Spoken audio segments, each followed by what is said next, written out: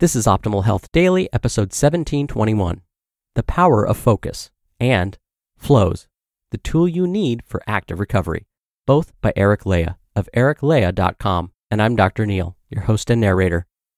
Hey there, welcome to another Tuesday edition of Optimal Health Daily. Remember, this is just one of a bunch of podcasts where we read to you from blogs for free, so that you don't have to read them yourself.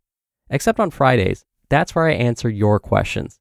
Now to check out our other shows, just search for Optimal Living Daily wherever you're hearing this. Now today, I have 2 posts for you.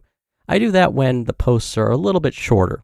But again, both posts are from the same author, Eric Lea, and I'm sure you're excited to hear today's 2 posts, so let's get right to them and start optimizing your life.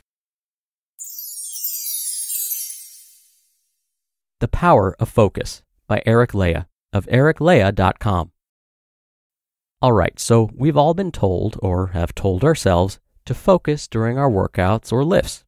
The thing is, what does that really mean? And more importantly, does it truly have any effect, or should we just let our mind wander during sessions? Valid questions. This study, however, will make you think differently about the power of focus. Focus, the growth factor.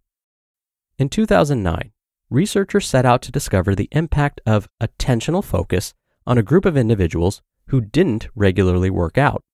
Attentional focus is where a person's concentration is during a lift or muscle contraction. Is it on what you're going to have for dinner or on the specific muscle you're using? Now, there are 2 types of focus, internal and external. An internal focus on your workout may be something like focus on squeezing your biceps as you curl up, while an external focus may be imagine the weight lifting towards you. Notice the subtle difference? Interestingly, the researchers found that this very subtle difference caused a significant difference in muscle growth. Researchers found that during latissimus dorsi pull-downs or lat pull-downs, participants were encouraged to internally focus on pulling with their back instead of with their arms by adducting the scapulae and concentrating on the tension in the back musculature.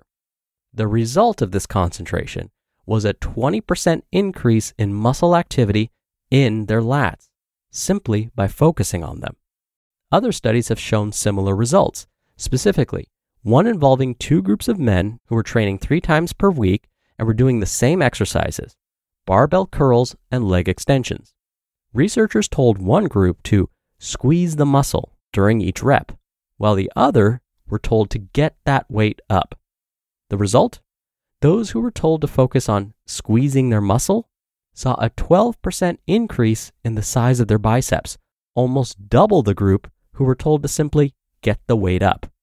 This illustrates the power behind the mind-body connection during lifting and how our focus can cause more muscle fibers to activate. The only caveat to an internal muscle-based focus when, say, you're lifting close to your 1 rep max, it may actually be beneficial to focus on just lifting the weight.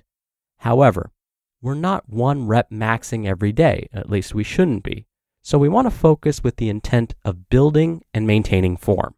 Here's how. How to: internal focus. The key here is to know that your focus doesn't have to be perfect during every rep. We've all experienced our mind wandering during lifts or other movements we've done a few times over. What you want to do is try to treat this focus as a sort of meditation. Each time your mind wanders, come back to the muscle and squeeze. Rise and repeat. Remember that you want to focus on the contraction. Alternatively, if you're doing eccentric work, meaning lowering slowly and focusing on the extension portion of the movement, you want to put your attention onto the muscle that is under tension. Focus less on the weight and imagine and feel the muscle. Now, I have another post from Eric coming up in just a second. But first, is hiring challenging? Yes. Do you love a challenge? Also yes. You need a hiring partner that can help you rise to the challenge. You need Indeed. Indeed is the hiring platform where you can attract, interview, and hire all in one place. Indeed is the #1 job site in the world with more total visits than any other job site, according to ComScore. I love that Indeed makes hiring all in one place so easy. Indeed does the hard work for you. When you pay to post a job, Instant Match shows you candidates whose resumes on Indeed fit your description immediately after you post, so you can hire faster. Start hiring now with a $75 sponsored job credit to upgrade your job post at Indeed.com/health. Offer good for a limited time. Claim your $75 credit now at Indeed.com/health. Indeed.com/health. Terms and conditions apply. Pay per qualified applicant not available for all users.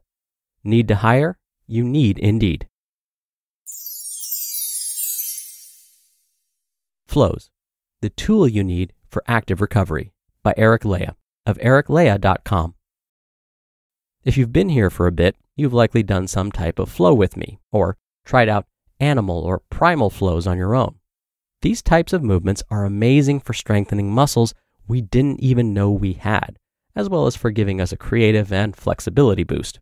However, flows are also epic for something else: recovery. While some recovery can and should be bubble baths and saunas, you should also be engaging in another type, termed active recovery. If you've done it before, we're taking it up a level by utilizing flows within it for extra benefits. Benefits of active recovery flow. Unlike passive recovery, which is basically pure rest with minimal movement, active recovery aims to utilize movement for repair. The goal is to keep supplying muscles and joints with a fresh circulation of nutrients and fluids in order to promote faster recovery. Research has shown that active recovery, which includes both post-workout cooldowns and movements on rest days, helps to reduce lactic acid buildup in the muscles, increase blood flow to muscle tissue, remove metabolic waste from muscles, and reduce muscle tears and pain.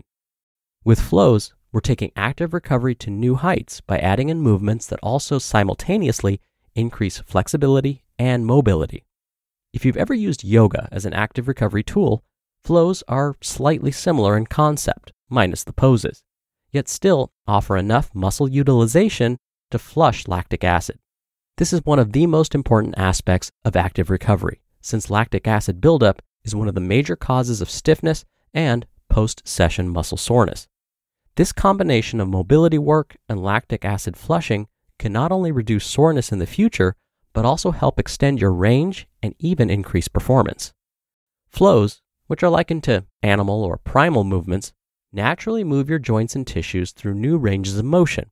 New in the sense that you likely haven't engaged in primal movement patterns since you were a kid.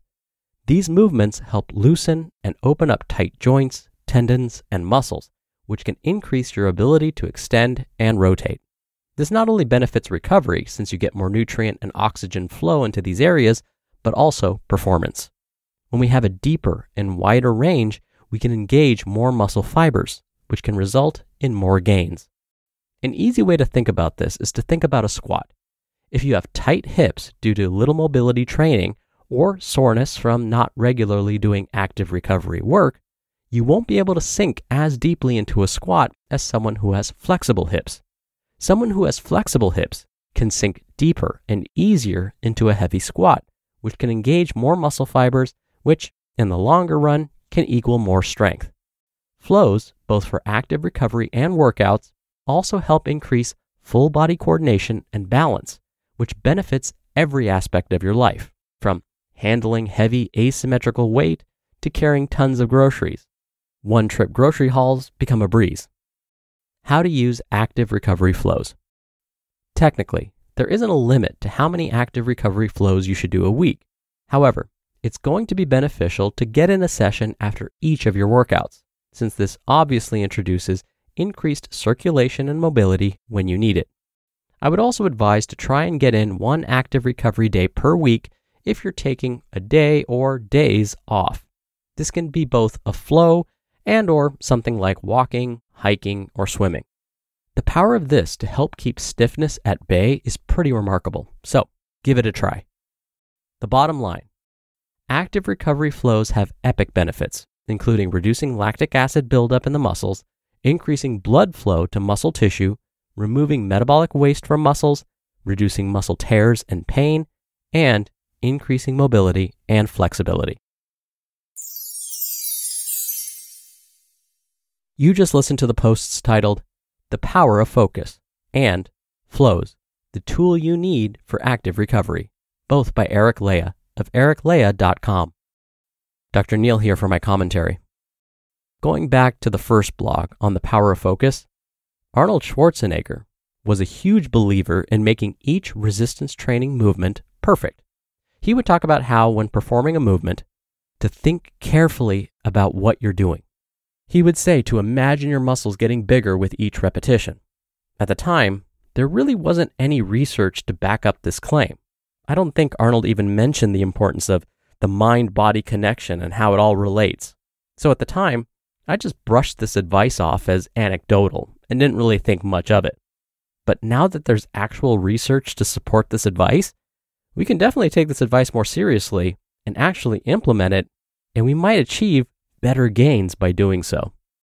All right, that's it from me for today. Thank you so much for listening. Thank you for being a subscriber of this show. I hope you have a great rest of your Tuesday if you're listening in real time, and I'll see you back here tomorrow where your optimal life awaits.